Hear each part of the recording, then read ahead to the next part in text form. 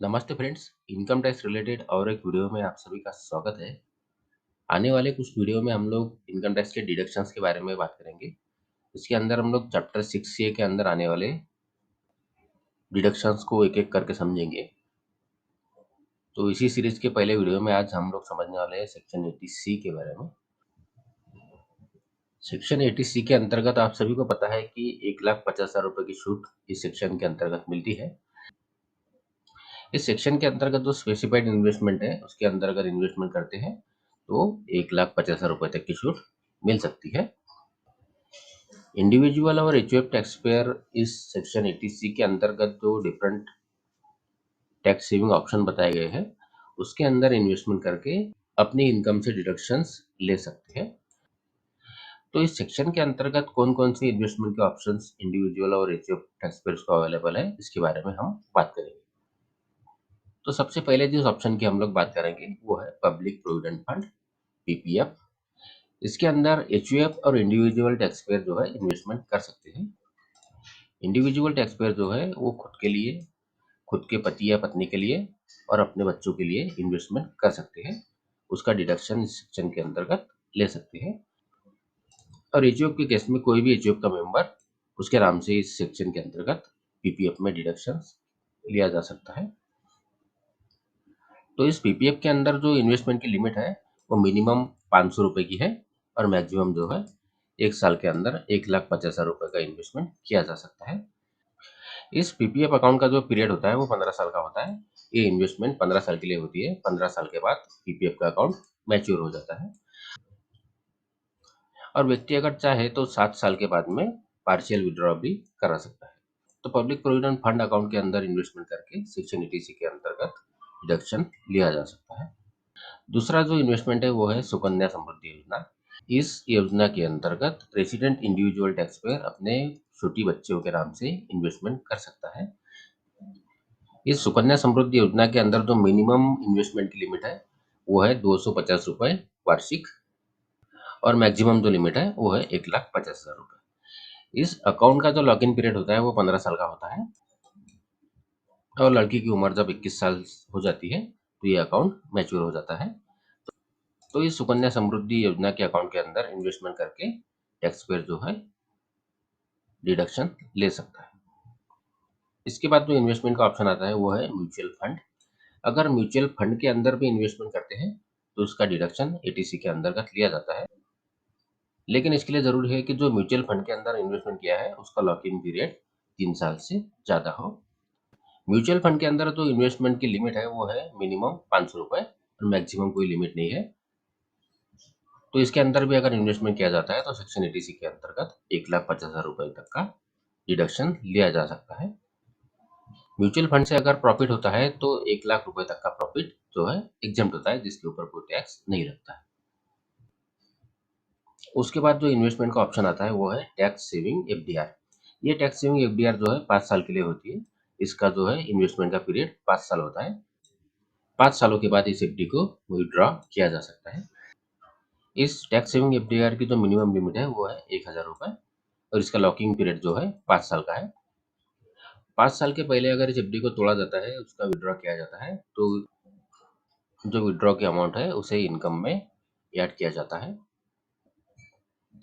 उसके बाद बात करते हैं नेशनल सेविंग सर्टिफिकेट के बारे में, जिसे हम एनएससी के नाम से जानते हैं। इस एनएससी के अंदर इंडिविजुअल टैक्स पेयर ही इन्वेस्ट कर सकते हैं, जिसके द्वारा वो डिडक्शन क्लेम कर सकते हैं। इस नेशनल सेविंग स्कीम के अंतर्गत जो मिनिमम इन्वेस्टमेंट की लिमिट है वो है 100 रुपए और मैक्सिमम कोई लिमिट नहीं है। इसका जो लॉक इन पीरियड होता है वो होता है 5 साल का। तो इसके अंदर अगर इन्वेस्टमेंट की जाती है तो उसका डिडक्शन सेक्शन 80C के अंतर्गत लिया जाता है।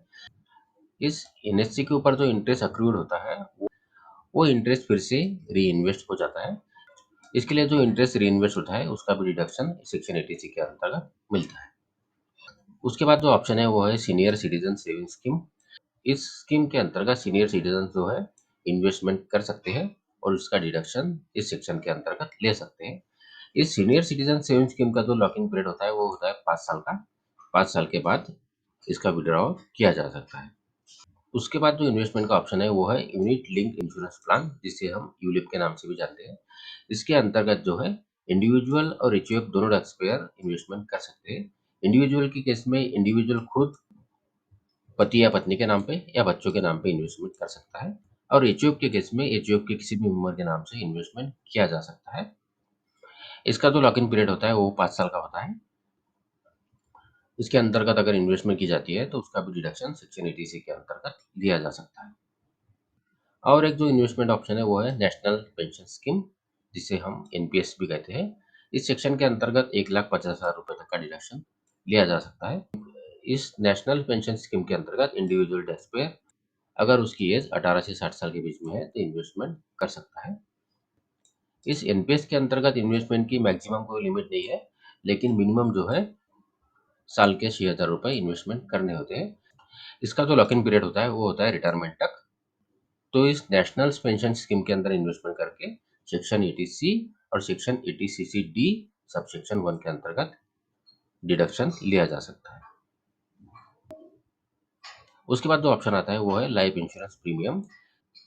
लाइफ इंश्योरेंस पॉलिसी में जो इन्वेस्टमेंट किया जाता है उसका भी डिडक्शन इस सेक्शन के अंतर्गत मिलता है। इसके लिए इंडिविजुअल की केस में इंडिविजुअल जो है खुद के लिए, अपने पति या पत्नी के लिए या बच्चों के लिए लाइफ इंश्योरेंस पॉलिसी अगर खरीदता है तो उसका डिडक्शन इस सेक्शन के अंतर्गत मिलता है।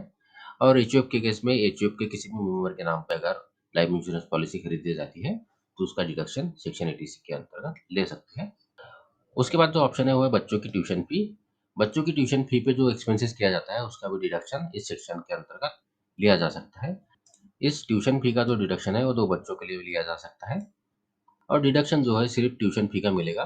डेवलपमेंट फीस या डोनेशन का डिडक्शन इस सेक्शन के अंतर्गत नहीं मिलता है। जो ट्यूशन फी का पोर्शन होता है उसी का डिडक्शन यहाँ ले सकते हैं। किसी भी यूनिवर्सिटी, कॉलेज, स्कूल या एजुकेशनल इंस्टीट्यूशन को ट्यूशन फी दी जाती है तो उसका डिडक्शन भी क्लेम कर सकते हैं। उसके बाद जो ऑप्शन आता है वो है principal repayment of housing loan. Tax payer द्वारा हाउसिंग लोन के रिपेमेंट का जो भुगतान किया जाता है उस रिपेमेंट का डिडक्शन इस सेक्शन के अंतर्गत लिया जा सकता है। इस सेक्शन के अंतर्गत डिडक्शन जो है इंडिविजुअल और एचयूएफ दोनों को अवेलेबल है। और जो एक ऑप्शन है वो है stamp duty and registration charges का डिडक्शन।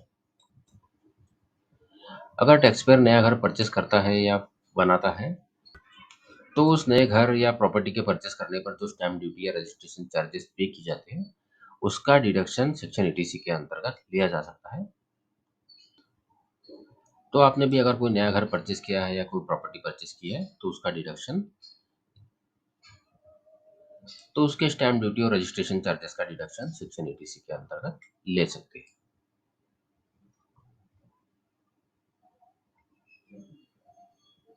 धन्यवाद।